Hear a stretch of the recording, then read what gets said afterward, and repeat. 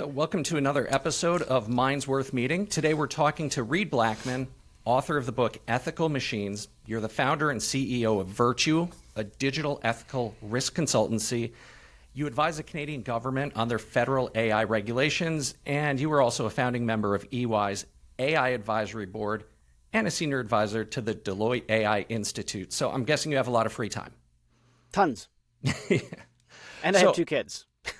Okay. Wow. That is that is means impressive. I have no time. That means I have no time. Yeah. Well, I appreciate you making time for us.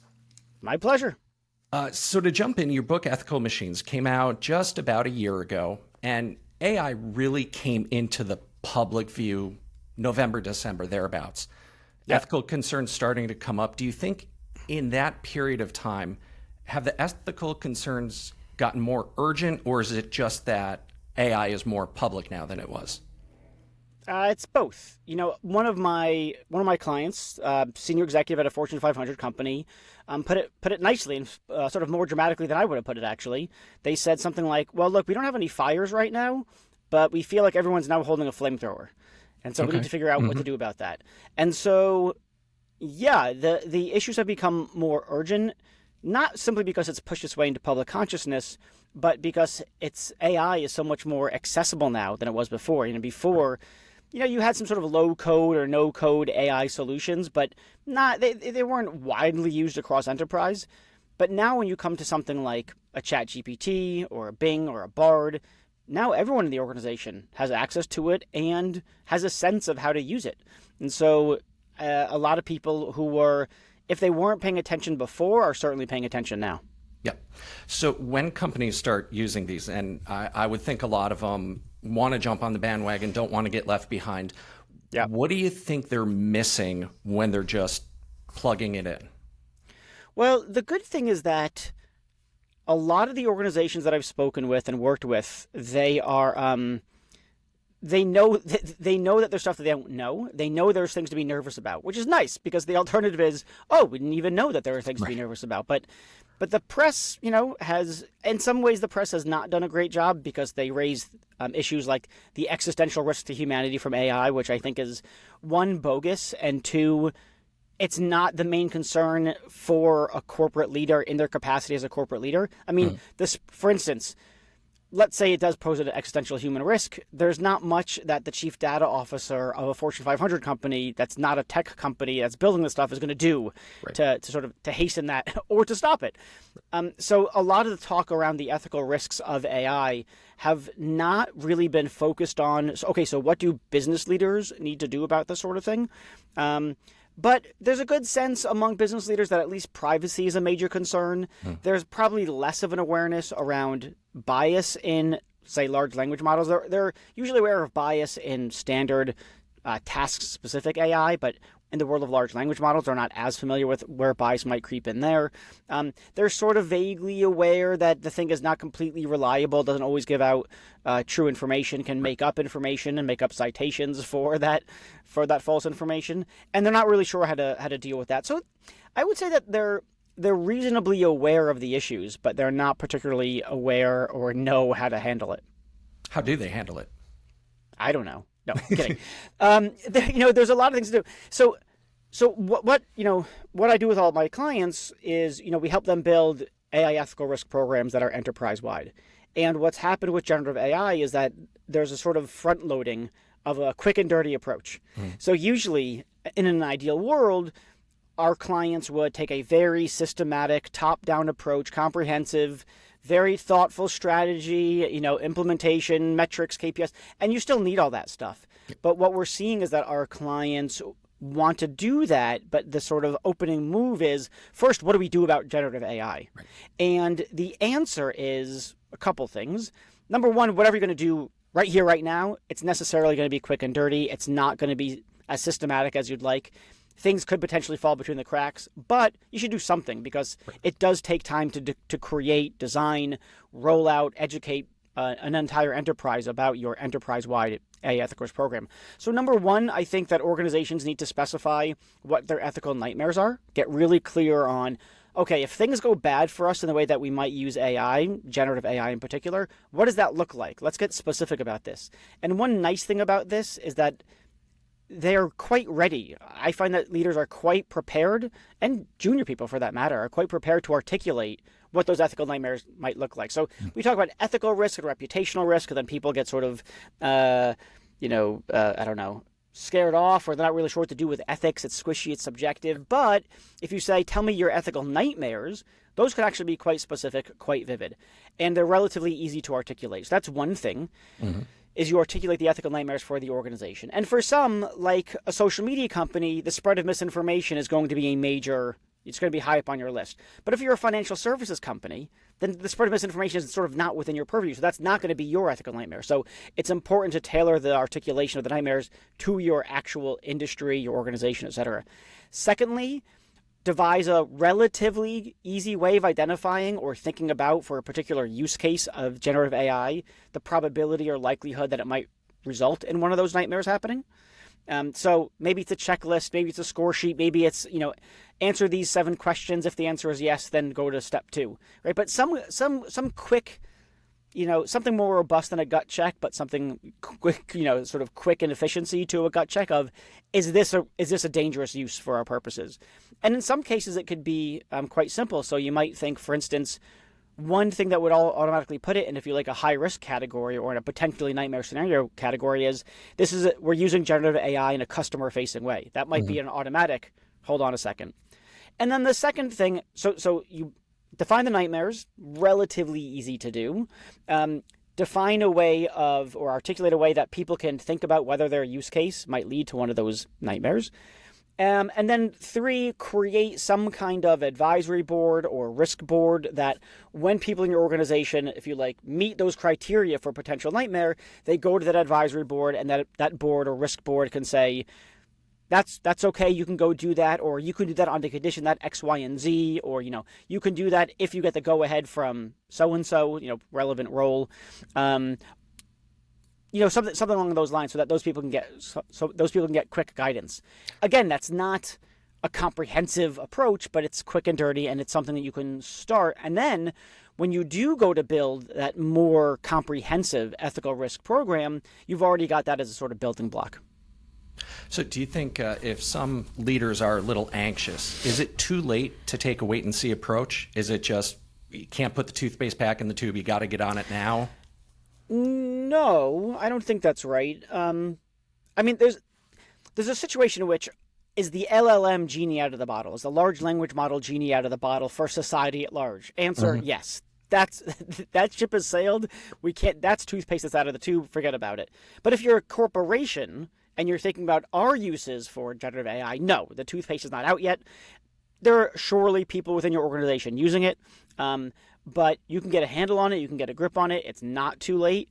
And even if it is too late for some use cases, which is, I still think, dubious, but even if that is the case, we're at the very beginning. And so there's lots of other kinds of use cases for generative AI that your employees haven't figured out yet, but they will. And for those sort of things, it's not too late because it hasn't happened yet. Yet right now, obviously, a lot of the talk is about deep fakes, hallucinations, those concerns in general society. Do you think where it is right now, do the positives outweigh the negatives? It's too early to say. I don't know. I mean, on the one hand, I've done a lot of reading, research, talking with people about large language models in the context of healthcare, and frankly, there looks like there's amazing opportunities to do a tremendous amount of good. I mean, consulting an LLM, so long as it's been sufficiently tested, that's a massive asterisk or a massive caveat, can be greatly beneficial to, say, diagnosing people quicker, diagnosing a greater scope of people, so on and so forth. I mean, the set of medical knowledge that an LLM has just is the set of medical knowledge that humans have. So this thing is a pediatrician, a geneticist, an oncologist, an endocrinologist. It's an all the things. So the upside is potentially huge, literally life-saving. On the other hand, we have an election coming up. Right. How is it going to be used? How is generative AI going to be used in elections? You already mentioned deepfakes. There's the automated creation and spread of disinformation. So, okay, how do we weigh up the benefits and costs and say, is this net good? One, it's too early to tell, and two, I don't know. But in a way, it's sort of like that's not the right question. I mean, it's a reasonable question, just not the right question, because it's not something like, okay, we're going to add all this stuff up, and we'll add up the good stuff, we'll subtract the bad stuff, and then we're good. That's not how it works. I mean, let's take an organization, a Fortune 500 company, say, they could do a bunch of good, but then if they also accidentally use AI to discriminate against, 100,000 women, you don't say, well, net balance, you did good. No, you did something really wrong. You wronged those 100,000 women, and the people that are associated with them, and you've done real damage to your brand as well. And now you face potentially regulatory and legal investigations and fines and lawsuits, et cetera. So the cost-benefit thing isn't quite right. It's more like, what are the ways we can really go wrong, and what are we doing to stop those things from happening? And when it comes to regulation, what do you think regulation is going to look like? Is it going to be the AI developers regulating themselves? Is it going to be some kind of government regulation, or a mix of the two? It'll be a mix. I mean, we have the European Union moving forward with their AI Act. It just passed a significant hurdle. It still hasn't passed the final hurdle, and even once it does pass that hurdle, assuming that it does, and it looks likely, I would say, it's still not going to come into force for 2 years. There's also a lot of talk out of the White House lately about doing something. Chuck Schumer's talking a lot about AI regulations. There was an article, I think, yesterday that I read that Biden is considering various executive orders in relation to AI and safety. So I don't know. No one really knows what they're going to see. At the moment, all the articulations for the regulations, at least within the U.S., are extremely high level. We're for safety and we're for fairness. So sort of very high level things that are not possible to really operationalize if they just stand at that very abstract level. We'll see stuff eventually. It's gonna, in New York City, there's a regulation that's starting, I think, next month in July, that anyone who's using AI within hiring decisions, that software has to undergo an independent third-party audit. So that's coming up. Exactly what those audits look like is still a little bit TBD. There's going to be a lot more requirements. When we do see regulations coming into effect, I think we'll see a lot more by way of demands for transparency, documentation, that sort of thing. Is there a way to stop the bad actors? One of the people I spoke to gave a pretty good analogy where he said it's theoretically as powerful as nuclear.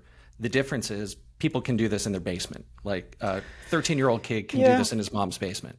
That seems to me a bit extreme of an analogy. I don't think we have like 12-year-olds with uranium in their basement. So look, one of the problems is, and this person is right, that individuals can use this thing, and it's not just organizations. So it's not just a massive corporation with very deep pockets who can throw data scientists at a thing and build something huge. So when it comes to things like the spread of misinformation, that can be done seemingly quite low budget. You can generate fake stories. You can post them to social media. You can generate fake websites and fake video and fake images very easily. So yeah, that's a real concern. I don't know though of anything substantive, legally speaking, that would stop those individuals from doing those things. And even if you did have laws or regulations that stop people from doing it, good luck stopping the person in Russia, right? What's a law against it in the U.S. going to do against the bad actor in Russia? The other thing to say is that our main problem is not. I mean, when I say our, it depends on who the our is, I suppose. But there's a society problem about bad actors. Mm-hmm. Organizationally, if you're talking about AI and enterprise, for instance, or startups or anything like that, the problem there is not bad actors. It's just sort of, I don't know, accidental actors. It's people making certain kinds of decisions that they don't realize have ethical implications, that they're ethically and reputationally and potentially regulatory and legally risky. And so they just do these things. So for instance, Samsung, rather infamously, the people there started using LLMs and loaded onto it corporate data that's not supposed to be exposed, but it got leaked, it got exposed. So that they weren't intending to do bad things. They're not bad actors in the traditional sense of, someone who intends to do something that is clearly bad and they should know better. Maybe they should have known better, but they didn't have any bad intentions. They were just doing things and they slipped up in a significant way. So Bad actors are a big problem if we're talking about the risks of AI at a societal level. At the corporate level, there's a way in which it's scarier because it's not bad actors. I mean, corporations know how to say, don't sexually harass, right? That's not the extent to which they enforce that is another question. But in principle, they know what to do. They know what a bad actor is. They know what the bad actors do. But with AI, they're trying to stop ethically bad things from happening that's not connected to the intentions of the actor. And this is a different kind of thing that they have to deal with. Yep. Interesting. You had a great article in HBR not long ago, Ethics in the Age of AI. And you said next generation technologies are poised to cause society-shaking shifts at unprecedented speed and scale. Can you elaborate some of those societal shifts that you see coming? So what I see is that there's so much money being dumped into emerging technologies, and they're all sort of potentially disruptive in their own right, and then they get combined in various ways. AI is obviously the big thing right now, but there are other kinds of technologies, for instance, quantum computers, lots of money going in there.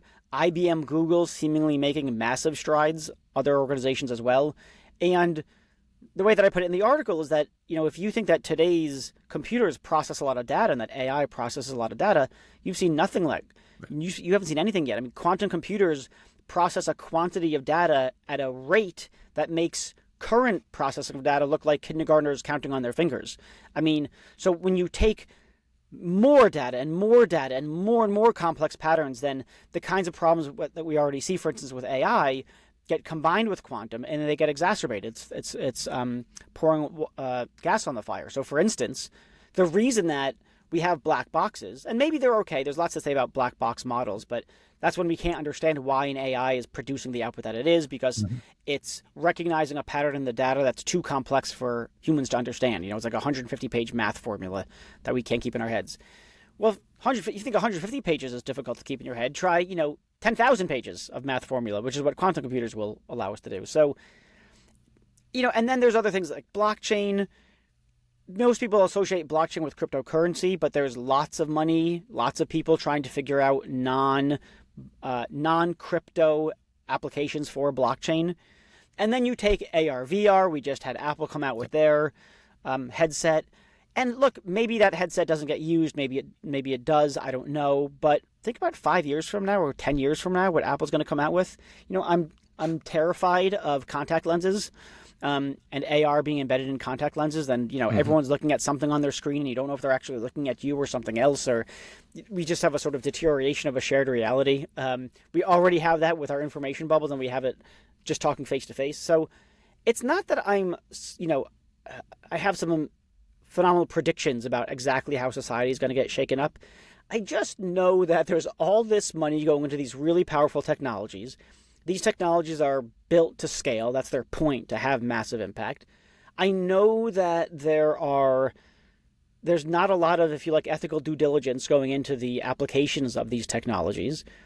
And so what do you think is going to happen? It's almost unimaginable that things don't go horribly wrong in some respect. Now, I'm not saying there aren't going to be really great innovations as well. I mentioned healthcare earlier. There can be things like precision medicine with quantum computers and AI. So there's potentially amazing things, but it seems impossible that there won't be, the kinds of society-shaking implications or impacts of emerging technologies. That social media was the last one, and all the other technologies, they're going to be cool. No negative impacts. No, we're going to see horrible things. And do you think it will be within our lifetime for you and me? I've got 8-year-old nieces, so I wonder, when I was 8 years old, we didn't have internet. We had just started getting dial-up, didn't have cameras everywhere. So what are they going to see in that period of time, and are we going to be around to see it? Again, I'm not a sort of, I can't predict this is what things will look like. I mean, I'd probably, it'd be more salacious and engaging or something like that. I'd probably get more attention if I were really specific about what's going to happen, but then I'd be lying, which I won't do. So I don't know. I just don't, I don't know what it's going to look like. I just, you just see all the ingredients and you know that something's going to be made. I don't know what it's going to be, but it's going to be big. So I'm not a predictor about what exactly is going to happen. I'm just going to predict that Money will keep getting poured into these technologies. They will become increasingly powerful, and that we're not going to design and develop and deploy those things in a systematically, ethically safe way because virtually no one has their eye on that ball. So of course things are going to go wrong. Mm-hmm. I was just over the weekend watching some of the early episodes of Black Mirror, and I realized that the show's 10 years old. It holds up pretty well. A lot of times when you see older shows about technology, it looks silly. But it's interesting how well it's held up. Yeah, I mean the contact lens episode. I mean, I think I get scared of contact lenses precisely because of that Black Mirror episode. That's what made me think of it. Yep. I saw that Black Mirror episode. And I thought, holy shit, that's legit. That's really and there are people researching now how to put augmented reality chips and visuals into contact lenses. I mean, this is crazy stuff. This is really, it's really scary stuff. And our government is way behind. We don't have, the U.S. doesn't have what Europe has, which is GDPR, which is supposed to protect data privacy. There's a debate about the extent to which that's been effective, although I actually think that we still don't know yet because they're really just beginning to enforce it in a meaningful way. But yeah, really scary stuff, and our government is currently ill-equipped to handle it. The only silver lining, or if I could give a little bit of hope, is that there does seem to be bipartisan support for doing something. Which is There's always support to do something. Yeah, right. But the fact that there's a bipartisan support, that it's not, it doesn't seem to be a Republican Democrat issue. I mean, I've spent some time on, for instance, Fox News. I've been on there. I've been on various shows on Fox. I don't know, half a dozen times or so, and it's not a right-left issue. When the kinds of questions that they're raising, the kinds of stories that they're reporting on, they have not been, at least when I've been involved, they haven't been political in nature. It's just straight up, this is bad for everybody. Right. And so one of the things that I highlighted in that HBR article that you referenced is, I don't care if you're Patagonia or Hobby Lobby, these are ethical problems for every citizen and every organization. It's interesting. So I like to get to a lightning round. These are questions I didn't prep you on, and just kind of want to get the first thing that comes to your mind. Okay? Ready, go. In your opinion, what is today's single most consequential technology? I mean, you got to say it's something like generative AI, for the very reason that it is general purpose. So who knows what people are going to get up to with it? Right. What technology that did not exist when you were growing up do you think is taken for granted today? I mean, the internet? I mean, do we take the internet for granted? I guess we take it for granted because whenever we're in a place and there's no internet, we're like, what the hell? How is there no internet? It's not possible. So, yeah, I suppose the internet. Okay.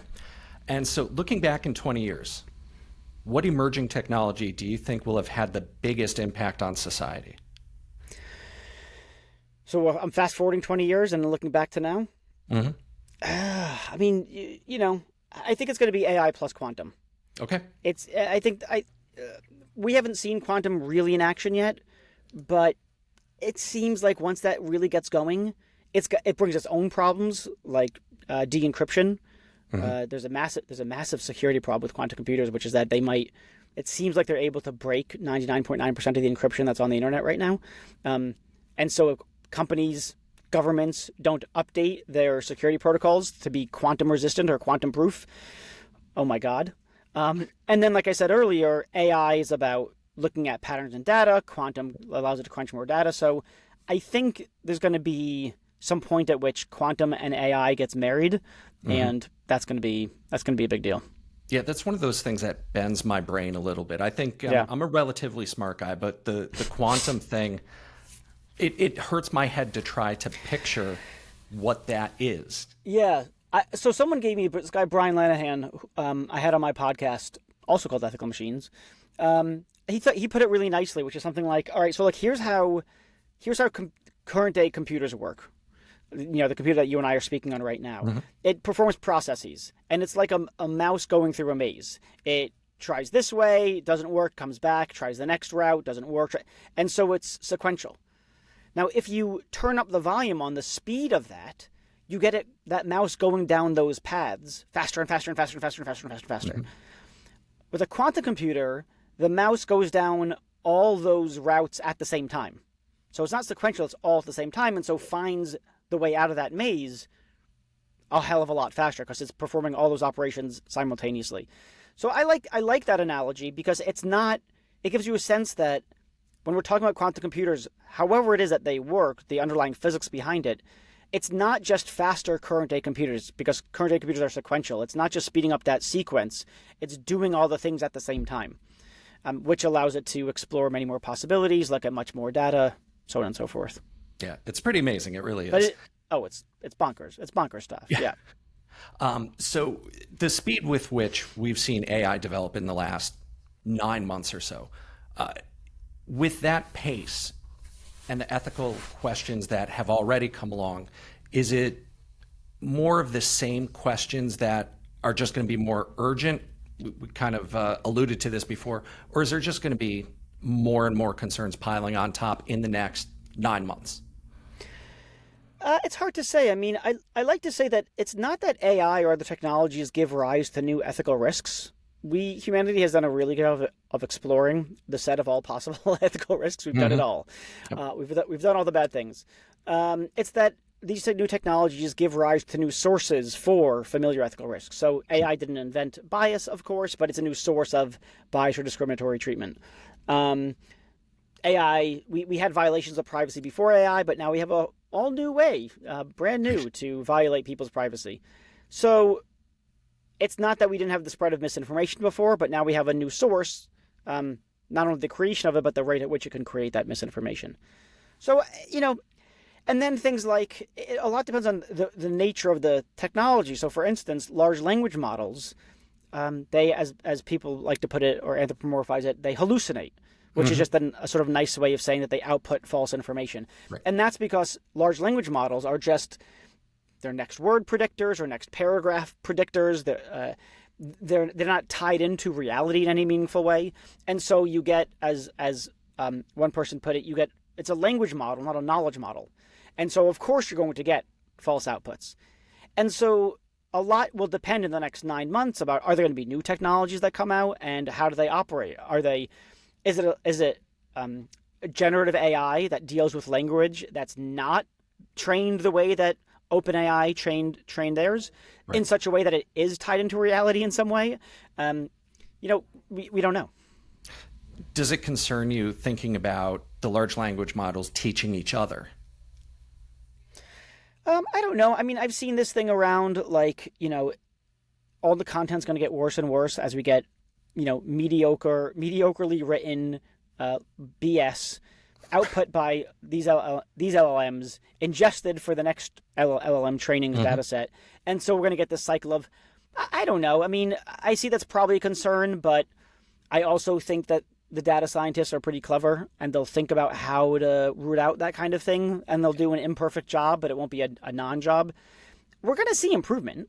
It's almost impossible that we don't see improvement. I mean, one of the latest suggestions I've seen for how to make these things not hallucinate or output false information is to have them debate each other, so to speak. So you ask a question, and then one LLM, behind the scenes, the user doesn't see this, outputs something, and the other LLM critiques it, and then the critique goes back and forth until you arrive at some kind of equilibrium, and then it outputs something to the user. So what you see is the output of something that has been quote-unquote vetted by other LLMs, which actually is, in other contexts anyway, it's pretty decent at. There are contexts in which, for instance, you give an LLM a question about diagnosing a patient, and it might make a mistake. And you say, no, I think you made a mistake. And then it says, no, I didn't. I'm right, you're wrong. But then you ask another, as it were, I'm anthropomorphizing, you ask another LLM, hey, how did this first LLM do?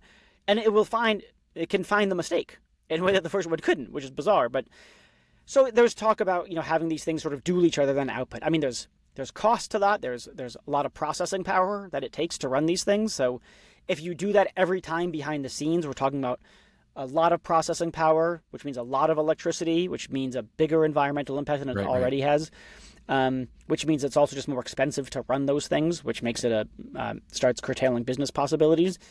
But nonetheless, they'll figure out other ways, and we'll continually see improvements. We're not ever going to see perfection, but the mistakes are sort of pretty well identified, and they'll do better.